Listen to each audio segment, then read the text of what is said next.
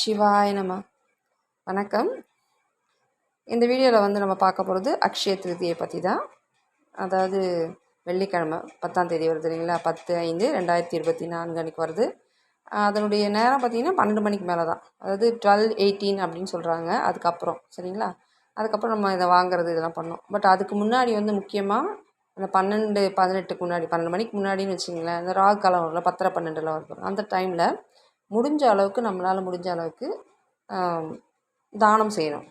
மெயினாக பார்த்திங்கன்னா தர்பூஸ் அப்படின்னு சொல்லுவோம் இல்லையா, வாட்டர்மெலன், அது வந்து அது வாங்கி கொடுத்தாலோ அந்த ஜூஸ் கொடுத்தாலோ மற்றவங்களுக்கு கொடுக்கும்போது ரொம்ப நல்லது.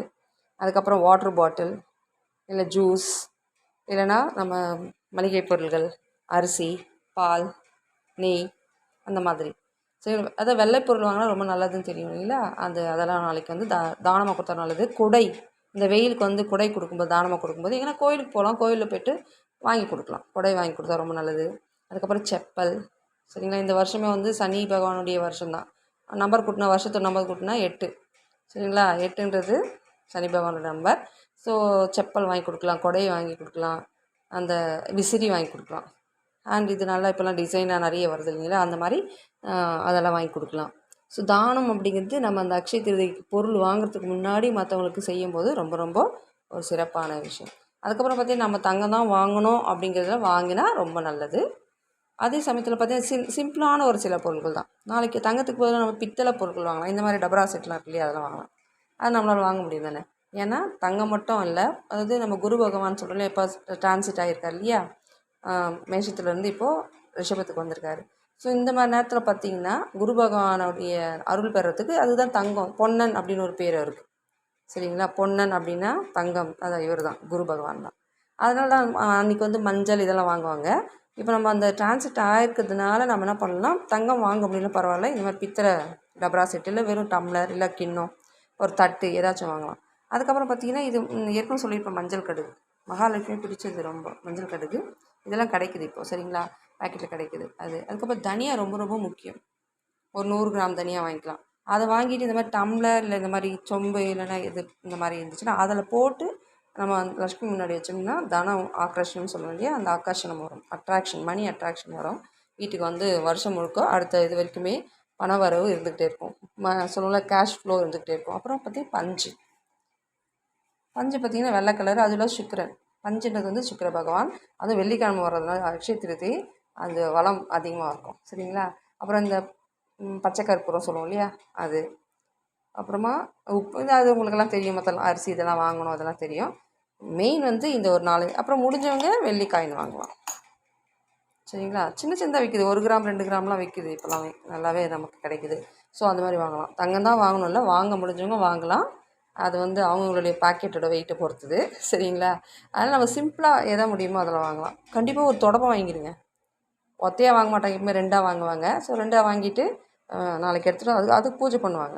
நைட்டில் பார்த்திங்கன்னா அந்த புது தொடப்பத்துக்கு மஞ்சள் தண்ணியும் தெளிச்சுட்டு மஞ்சள் குங்குமம் வச்சு லக்ஷ்மி மாதிரி பூஜை ரூமில் வச்சுட்டு அதை இது பண்ணுவாங்க. மறுநாள் வந்து எடுத்து அதை நம்ம என்ன பண்ணணும், யூஸ் பண்ணும்போது பழசெல்லாம், அதாவது எங்களுக்கு கெட்டதெல்லாம் அனுப்பிச்சிட்டு நல்லதை மட்டும் வீட்டுக்கு கூட்டுவாமா அப்படின்னு சொல்லிட்டு அந்த தொடப்பத்தை சொல்லிவிட்டு பெருக்குவாங்க.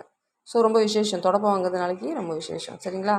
தொடப்பமும் வாங்கிடுங்க கண்டிப்பாக. அதுக்கப்புறம் இந்த மாதிரி சின்ன சின்ன பொருள் வேறு என்னென்ன வாங்கணும், வெள்ளை கலரில் அதெல்லாம் பால், தயிர் எல்லாம் வாங்கலாம். ஆனால் ஆஃப்டர் 12 o'clock, அது வந்து ஈவினிங் நைட்டெல்லாம் வாங்கிக்கலாம் நீங்கள் சரிங்களா. அதுக்கு முன்னாடி தானம் பண்ணுங்கள், அந்த டைமில் தானம் பண்ணலாம். ஆனால் இந்த 12 மணிக்கு முன்னாடி பண்ணுற தானம் வந்து ரொம்ப ரொம்ப ரொம்ப ரொம்ப ஒரு சிறப்பானது. நாளைக்கு சொன்னால அதாவது ஃப்ரூட் ஜூஸ் கூட வாங்கி கொடுக்கலாம். யாரோ கேட்குறாங்க, நம்ம போகிறோம் வழியில் கேட்கலாம் கூட பரவாயில்ல, நிறைய பேர் இருக்கிறாங்க இப்போ வந்து கேட்குறாங்க. நம்ம கடையான போய் நின்னாவே சிலர்லாம் வந்தாங்க, குழந்தைங்களாம் வச்சுட்டு வராங்க.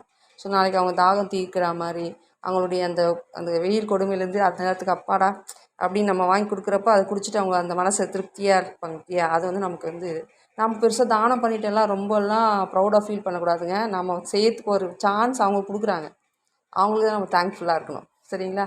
நான் தானம் கொடுத்துட்டேன், அங்கே பண்ணிட்டேன் இங்கே பண்ணிட்டேன், நான் கூட நினைப்பேன் ஆக நம்ம இங்கே கொடுத்துருக்கோம் அப்படின்னு. இல்லை, என்னோடய கர்மா நான் கட் பண்ணியிருக்கேன்.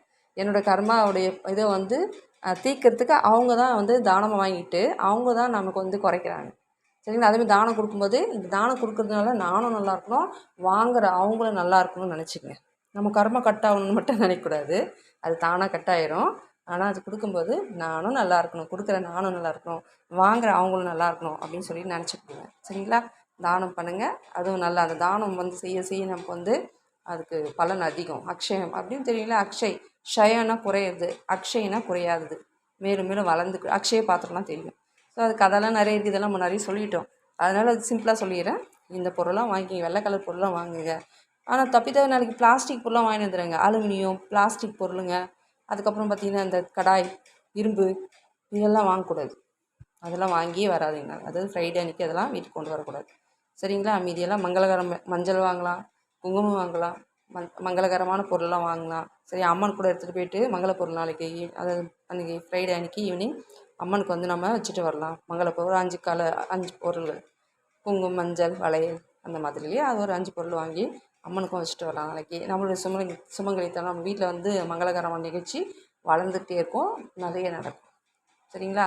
அந்த மாதிரி சிம்பிள் தான். ஸோ பெரிய அளவில் நம்மளால் முடியல கூட சின்ன சின்ன அளவில் வந்து நம்ம தானமும் பண்ணலாம். இந்த மாதிரியான சின்ன சின்ன பொருட்கள் வாங்கி நம்ம வந்து நம்மளுடைய வளத்தை, நம்மளுடைய அந்த லக்ஷ்மி கடாட்சத்தை வளர்த்துக்கலாம். வாழ்க வளமுடன்.